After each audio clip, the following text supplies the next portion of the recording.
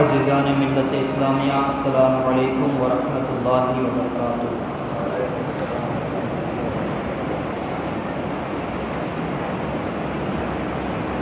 الحمدللہ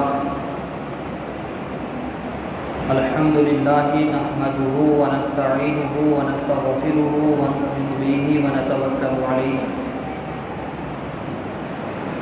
ونعوذ باللہ من شرور انفسنا ومن سیئات اعمالنا، من یہدہ اللہ فلا مضل لہ ومن یضللہ فلا ہادی لہ، ونشہد ان لا الہ الا اللہ ونشہد ان سیدنا مولانا محمدا عبدہ ورسولہ، اما بعد فاعوذ باللہ من الشیطان الرجیم، بسم اللہ الرحمن الرحیم، وَأُفَوِّضُ أَمْرِي إِلَى اللَّهِ إِنَّ اللَّهَ بَصِيرٌ بِالْعِبَادِ، آمَنْتُ بِاللَّهِ صدق اللَّهُ الْعَظِيمُ، وَبَلَّغَنَا رَسُولُهُ النَّبِيُّ الْأَمِينُ الْمَكِينُ الْكَرِيمُ، وَنَحْنُ عَلَى ذَلِكَ لَمِنَ الشَّاهِدِينَ وَالشَّاكِرِينَ وَالذَّاكِرِينَ وَالْحَمْدُ لِلَّهِ رَبِّ الْعَالَمِينَ۔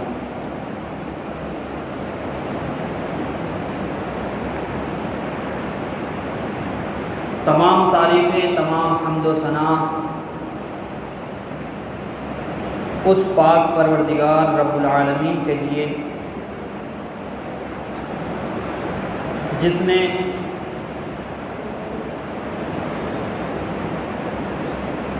تقریباً 11-12 جمعہ کے بعد پھر سے ہم سب کو اس عظیم دین کے موقع پر اپنے گھر میں جمع کیا۔ اس پاک پروردگار کا جتنا ہم شکر بجا لائے اتنا کم ہے کہ اس کی توفیق سے پھر آج ہم اس کے گھر میں اس کے آگے سر جھکانے کے لیے جمع ہوئے ہیں۔ اللہ پاک ہماری عبادتوں کو قبول فرمائے۔ غوث اعظم بمن بے سر و ساما مدد، قبلہ دی مدد کعبہ امام مدد، بگرداب بلا بافتاد کشتی، ضعیفان شکشتہ را تو کشتی، بحق خواجہ عثمان ہارونی، مدد کن مدد کن مدد کن یا خواجہ معین الدین چشتی، قادریم نعرہ یا غوث اعظم می زنم، دمزہ شیخ احمد رضا خاں قطب عالم می زنم، فخر زمین و زمن، سرمایہ علم و فن، بریلی کے تاجدار، امام عشق و محبت، کنز الکرامت، سیدی سرکار اعلیٰ حضرت امام احمد رضا خان فاضل بریلی علیہ رحمت رضوان کیا خوب فرماتے ہیں، اٹھا دو پردہ دکھا دو چہرہ، اٹھا دو پردہ دکھا دو چہرہ کہ نور باری حجاب میں ہے، اٹھا دو پردہ دکھا دو چہرہ کہ نور باری حجاب میں ہے، زمانہ تارک ہو رہا ہے کہ مہر کب سے نقاب میں ہے، زمانہ تاریک ہو رہا ہے کہ مہر کب سے نقاب میں ہے، جلی جلی بو سے اس کی پیدا ہے، سوزی سے عشق چشم والا، کباب آہو میں بھی نہ پایا مزہ وہ جو دل کے کباب میں ہے، ہرن کے کباب میں بھی وہ مزہ نہ آیا جو دل کے کباب میں مزہ ہے، انہی کی بو مایہ سمن ہے، انہی کا جلوہ چمن چمن ہے، انہی کی بو مایہ سمن ہے، انہی کا جلوہ چمن چمن ہے، انہی سے گلشن مہک رہے ہیں، انہی کی رنگت گلاب میں ہے، انہی سے گلشن مہک رہے ہیں، انہی کی رنگت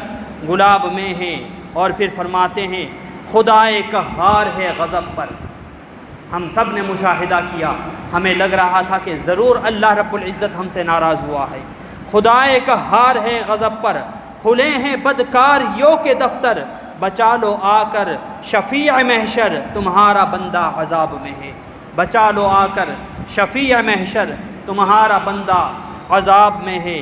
کریم ایسا ملا کہ جس کے کھلے ہیں ہاتھ اور بھرے خزانے، کریم ایسا ملا کہ جس کے کھلے ہیں ہاتھ اور بھرے خزانے، بتاؤ اے مفلسو کہ پھر کیوں تمہارا دل اضطراب میں ہے۔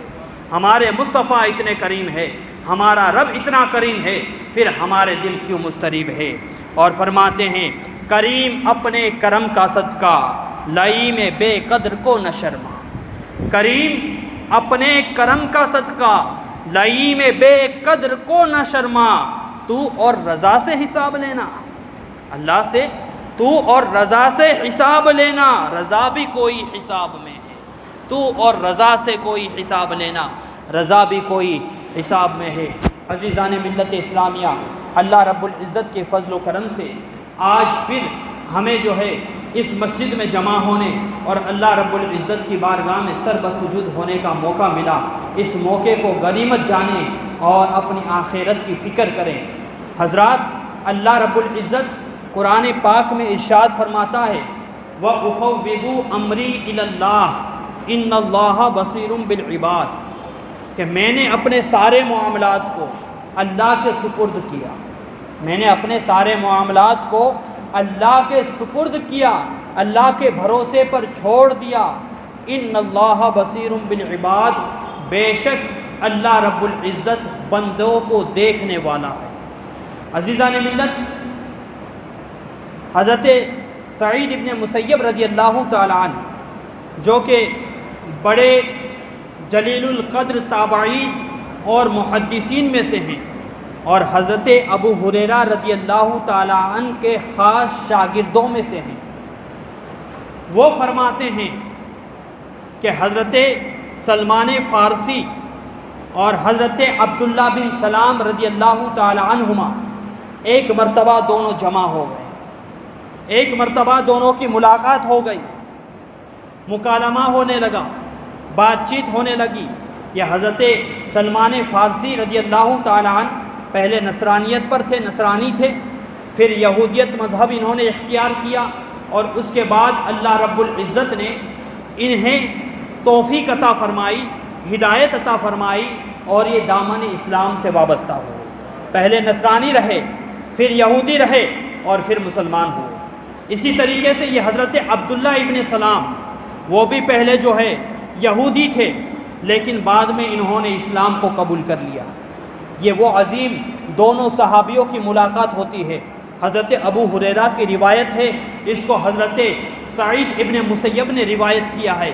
فرماتے ہیں یہ دونوں بزرگوں کی ملاقات ہوئی، آپس میں بات چیت ہونے لگی، گفتگو کرنے لگے، گفتگو کا انداز نرالا تھا۔ اللہ اکبر کہتے ہیں حضرت سلمان فارسی حضرت عبداللہ ابن سلام سے کہ اے عبداللہ، اگر تم پہلے مر جاؤ تو پھر میرے خواب میں آ کر بتانا کہ تمہارے ساتھ کیا معاملہ ہوا، اللہ نے تمہارے ساتھ کیا سلوک کیا، آخرت میں تم نے کیا پایا اور کیا نہ پایا۔ کہا کہ اچھا اے سلمان، ٹھیک ہے، میں مر جاؤں گا تو تمہارے خواب میں آ کے بتا دوں گا کہ کیا ہوا اور کیا نہیں ہوا، لیکن یہ بھی یاد رکھو اگر مجھ سے پہلے تمہارا انتقال ہو جائے تو تم میرے خواب میں آ کے بتانا کہ اللہ نے تمہارے ساتھ کیا کیا، تمہارے ساتھ کیا معاملہ ہوا، یہ تمہیں مجھے اپنے خواب میں آ کر بتانا ہوگا۔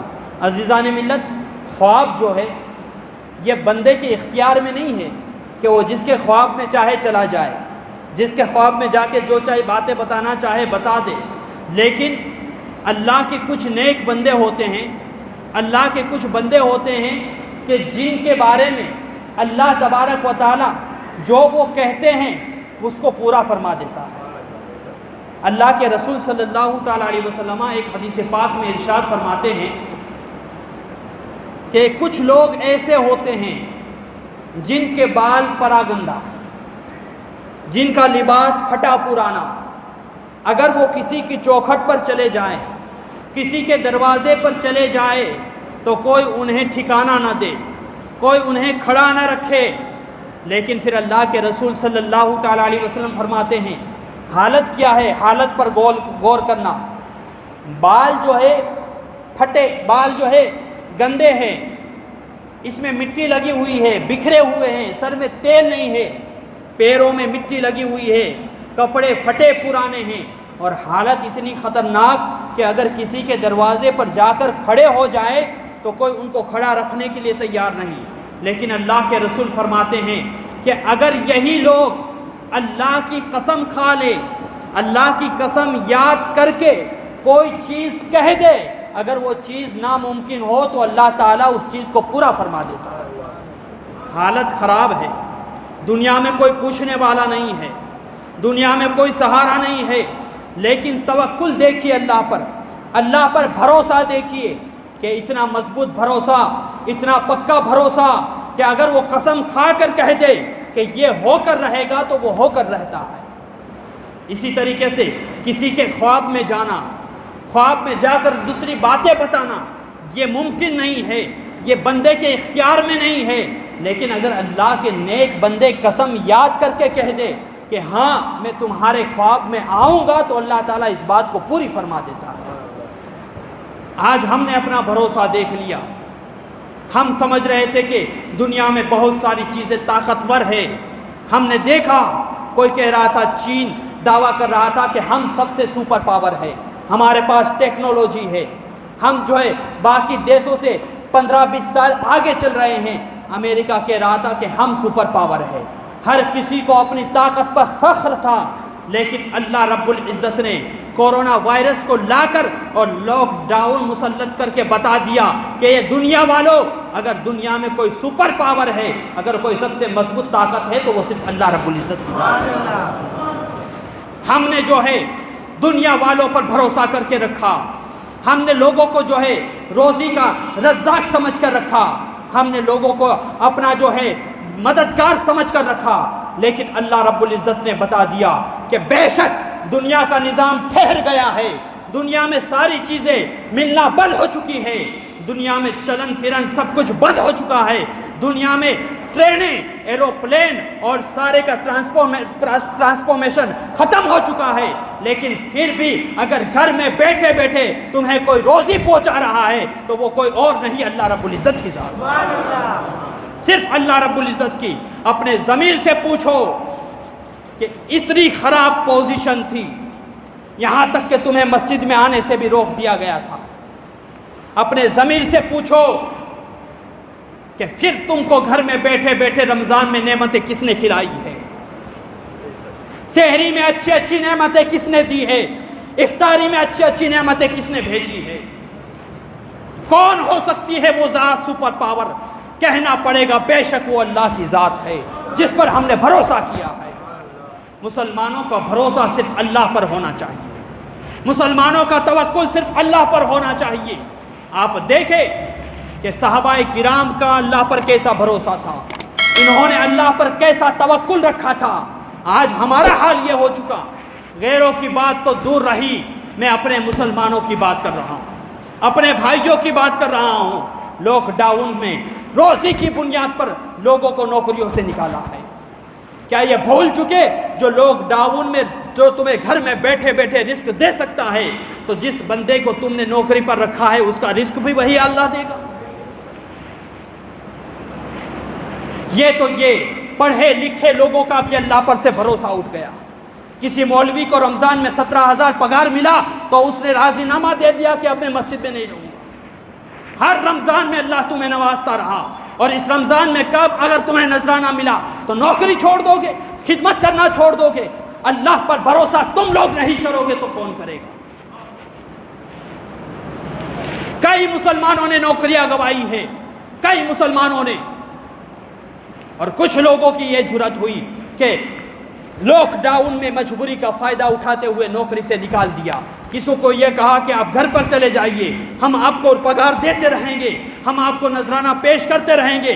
بیچارہ مجبوری کا فائدہ اٹھا کر گھر پر پہنچا، یہاں بھی کچھ کام نہیں ہے، گھر پر بیٹھے بیٹھے ماں باپ کے ساتھ، بیوی بچوں کے ساتھ رہوں گا، لیکن پھر فون آتا ہے کہ اب آپ کو نوکری سے نکال دیا گیا ہے، اب آپ کو نہیں آنا۔ اپنے ضمیر پر غور کرو، اپنے دل پر ہاتھ رکھ کر سوچو کہ تم نے جس بندے کو نوکری سے نکالا ہے، کیا وہ مالک پروردگار نے تمہیں رزق دینا بند کر دیا تھا؟ دنیا کا نظام ٹھہر گیا تھا، تمہیں روزی پہنچانا اس نے بند کیا تھا؟ تو تم کون ہوتے ہو دوسری کی روزیوں کو چھیننے والے؟ اللہ پر بھروسہ کرو۔ میں نے جس بات کو ابھی کہا کہ اللہ کے رسول نے فرمایا کہ بندہ ایسا ہے کہ دروازے پر کوئی کھڑا رکھنے والا نہیں، لیکن اللہ پر بھروسہ اتنا ہے کہ اگر وہ کہہ دے تو اللہ تعالیٰ اس کی بات کو پورا کر کے رکھ دیتا ہے۔ اس حدیث کو اللہ کے رسول نے اس وقت ارشاد فرمایا، مسلم شریف کی حدیث پاک ہے، کہ جب دو عورتوں میں جھگڑا ہو چکا تھا، دو عورتوں میں لڑائی ہو چکی تھی، ایک عورت نے دوسری عورت کو تمانچہ مارا، زور سے زاپٹ لگا دی، اور اس کا نتیجہ یہ ہوا کہ سامنے والی عورت کا دانت ٹوٹ گیا۔ دونوں اللہ کے رسول صلی اللہ علیہ وسلم کی بارگاہ میں پہنچے، معاملہ پیش کیا، اللہ کے رسول نے فیصلہ سنایا۔ اس وقت قصاص کا حکم نازل ہو چکا تھا۔ اللہ کے رسول نے فرمایا کہ یہ عورت اس عورت کا قصاص لے گی، یعنی کہ یہ عورت بھی اس کا دانت توڑے گی، یہ عورت اس کو جھاپٹ مارے گی، یہ عورت اس کو تمانچہ رشید کرے گی۔ لیکن اللہ اکبر، پھر اس عورت کا اللہ پر بھروسہ دیکھیے، توکل دیکھیے، اللہ سے مغفرت کی امید دیکھیے۔ وہ عورت کہتی ہے، یا رسول اللہ صلی اللہ تعالیٰ علیہ وسلم، اس نے میرا دانت ضرور توڑا ہے، لیکن میں اس کا دانت اس لیے نہیں توڑتی، میں اس کو معاف کرتی ہوں، ہو سکتا ہے اس عمل کی بنیاد پر اللہ رب العزت مجھے قیامت میں معاف فرما دے۔ یہ ہے ہمارے بزرگوں کا، صحابیوں کا، صحابیہ کا عقیدہ، اولیاء کرام کا عقیدہ، کہ وہ رب سے امید لگائے بیٹھے تھے، رب سے بھروسہ کیے ہوئے بیٹھے تھے۔ اور آج ہمارے بھروسے کا یہ عالم ہے کہ ہم نے آج دنیا کے بڑے لوگوں پر بھروسہ کر رکھا ہے۔ لوگوں نے اپنے آپ کو ٹھیکیدار سمجھ رکھا ہے۔ کیا یہ سمجھتے ہیں کہ وہ دیں گے روزی تو ہی ہماری زندگی گزرے گی؟ یاد رکھو، روزی کا رزاق اللہ ہے، جس نے ماں کے پیٹ میں کھانا کھلایا ہے وہ زمین پر بھی کھانا دے گا۔ تو پھر یہ ہوا معاملہ۔ میں عرض کر رہا تھا حضرت سلمان فارسی اور حضرت عبداللہ بن سلام کا واقعہ۔ اس میں سے حضرت عبداللہ بن سلام کا انتقال ہو جاتا ہے۔ چند دن کے بعد حضرت عبداللہ بن سلام خواب میں آتے ہیں، لیکن یہ بات یاد رکھیں کہ آخرت کے جو معاملات ہیں، برزخ کے جو معاملات ہیں، وہ ہم نے احادیث میں پڑھے ہیں، بزرگوں سے سنے ہیں کہ مرنے کے بعد یہ سزا ہوگی، بے نمازی کے لیے یہ سزا ہوگی۔ اللہ کے رسول نے فرمایا بے نمازی کے تعلق سے کہ میں نے دیکھا ایک شخص کو کہ ایک بڑا پتھر اس کے سر میں مارا جاتا، اور اس سے اس کا سر جو ہے اس حالت میں ہو جاتا کہ اس سے اس کا دماغ باہر نکل جاتا، سر ریزہ ریزہ ہو جاتا، اور وہ پتھر ٹکرا کر دور جا کر گرتا تھا۔ بار بار اس کے ساتھ یہ سلوک کیا جانے لگا۔ اللہ اکبر۔ کسی نے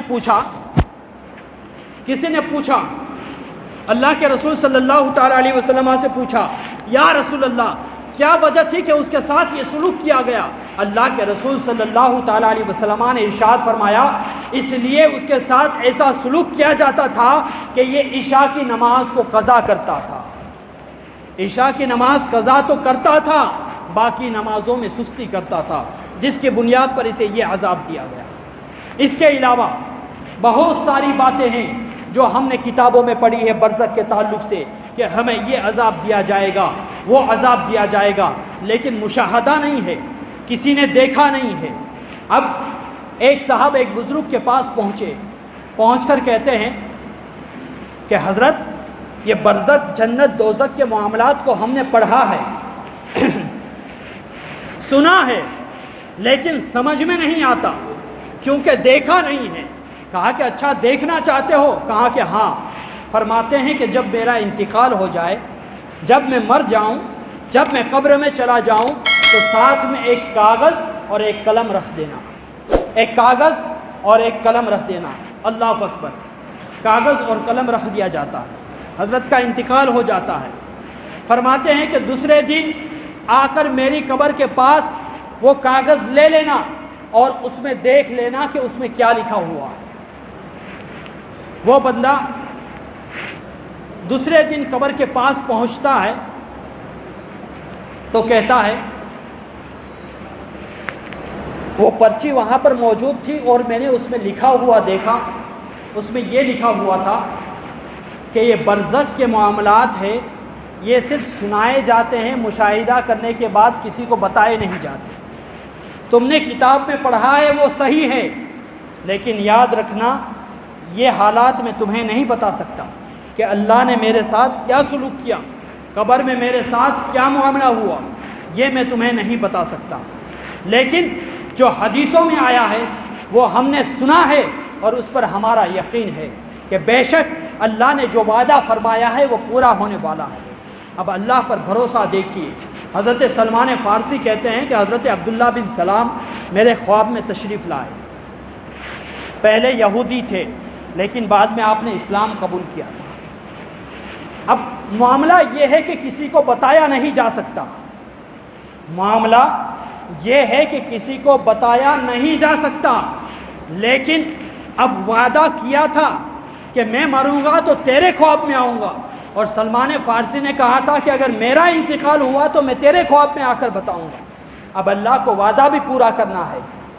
حضرت عبداللہ بن سلام حضرت سلمان فارسی کے خواب میں تشریف لاتے ہیں، اور تشریف لانے کے بعد فرماتے ہیں، اے سلمان فارسی، برزخ اور قیامت کے معاملات تو ایسے ہیں کہ میں اسے تمہیں بیان نہیں کر سکتا، اس لیے کہ یہ صرف سننے کی باتیں ہیں اور دیکھنے کے بعد یہ کسی کو نہیں بتایا جاتا، اس لیے کہ اگر کسی کو معاملات کا پتہ چل جائے تو دنیا کا نظام ٹھہر جائے، لوگ روزگار سے ہاتھ دھو بیٹھے، لوگوں کے دماغوں کا توازن خراب ہو جائے۔ بے شک حدیث پاک میں فرمایا گیا کہ بندے کو جو قبر میں عذاب دیا جاتا ہے اس کی آواز جانور اور جنات اور دوسری مخلوقات سنتی ہے، لیکن انسان اسے نہیں سن پاتا۔ کیوں؟ اس لیے کہ اگر سنے گا تو انسان زندہ ہی نہیں رہے گا۔ تو حضرت عبداللہ بن سلام خواب میں آتے ہیں، فرماتے ہیں کہ یہ معاملات میں تمہیں نہیں بتا سکتا، لیکن ایک بات ہے۔ بولے کیا؟ بولے وہ یہ ہے کہ اللہ پر توکل، اللہ پر بھروسہ۔ اور یاد رکھو اے سلمان فارسی، اللہ رب العزت نے صرف اور صرف مجھے توکل کی بنیاد پر بخش دیا ہے، بھروسے کی بنیاد پر بخش دیا ہے۔ آج ہم نے اپنا بھروسہ کس پر کر رکھا ہے؟ بے شک ایک دوائی ہے، دوائی ہم جانتے ہیں کہ دوائی کا کام جو ہے یہ ہے کہ شفا دینا، لیکن ہمارا عقیدہ یہ ہرگز نہیں کہ یہ دوائی ہمیں شفا دیتی ہے، بلکہ مسلمان کا عقیدہ یہ ہے کہ اللہ کے حکم سے یہ شفا دیتی ہے۔